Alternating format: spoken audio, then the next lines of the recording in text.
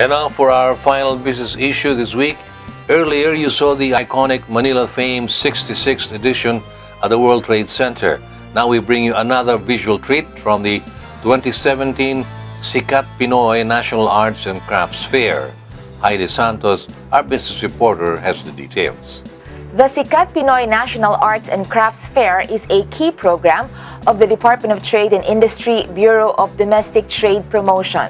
SikatPinoy, which features Piling-piling Productong Pilipino, aims to provide marketing assistance to MSMEs engaged in the creative industries. DTI Assistant Secretary Rosvi Gaetos was there to welcome the special guests at the event. Our dear former Secretary of Tourism, Gemma Cruz Araneta, is with us.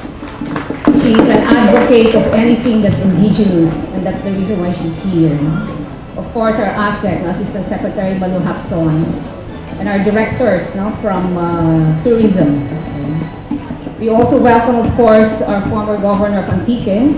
We all know that Antique is an activity, a hive of so many community indigenous enterprises, and we welcome Mrs. Sally Zaldivar Perez. I also see my good friend Lenny Abelia, who is representing the Philippine Exporters Foundation, a very good supporter of all that is DTI. One of our regional directors from the Cordillera region, Mirna Pablo, is here. Assistant Director Mavok also working very closely with Director Leano to bring this fair to all of you. And I have to congratulate all of them. Key personalities involved in the promotion of Filipino arts and crafts took to the stage to address the crowd. Among them is Ms. Norma Mina of the Namarobar Ethnic Arts and Crafts, Ms. Gemma Cruz Araneta, and top officials of DTI as well as top local government officials. Mrs.Rhodora M. Leano, Director of the Bureau of Domestic Trade Promotion of DTI, was also there to talk about the trade fair. This is actually the second year that we are mounting the SikatPinoy National Arts and Crafts Fair through the generous support of Senator Lauren Legarda. We have about 280 participants this year, which is much higher than the 130 that we had last year when we did it with the first time.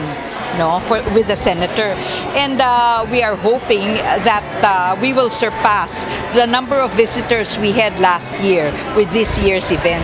Last year we had about 19,000 people that came to see the products from all over the country. Weaving traditions that are centuries old and in danger of disappearing because of the commercialization of textiles in the country were showcased here.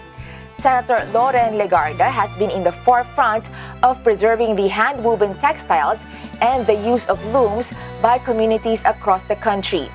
Other indigenous products were also on display. Well, we're really talking about four special segments. Number one, we're talking about heritage crafts, and most of these are actually woven products. And then we also have crafts that are modern and artisanal. That's what you traditionally see as souvenir items when you go to the provinces. We are also promoting the outputs of the creative industries. So we have painting, of course, that's one thing, part of the creative industries. We are also looking at the performing arts. We're looking at telenovelas because that's really a big market. It's not only domestic, but we actually export these telenovelas that get dubbed in the language of the country that buy it. And we have, of course, heirloom food.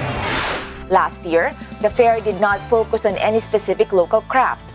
This year, however, they have focused on woven products, or what we call hinabi. SikatPinoy continues to give exposure to our MSMEs, and in this year's SikatPinoy Fair, 280 of these entrepreneurs have proudly displayed their products. We are providing them markets. We want them to go into the mainstream. When we say mainstream, what we don't like is for them to just be part of a usual bazaar or a flea market. We're wanting to get their products sold in big department stores where they can serve as regular suppliers. So that's one thing. Another thing, we're also looking at the backward linkages, because these companies need raw materials to manufacture their products. And by helping sell sell a main product, you're actually developing a backward industry. And of course, what is really totally immeasurable here, no, is the amount of employment we intend to generate from basically the main industry and the backward linkages. So I think it's very, very good for the economy. DTI has proudly noted that the level of these MSMEs products in terms of design and quality has improved tremendously. Kudos to DTI and SikatPinoy for another successful trade fair. And with that, we end Bizwatch, our business section.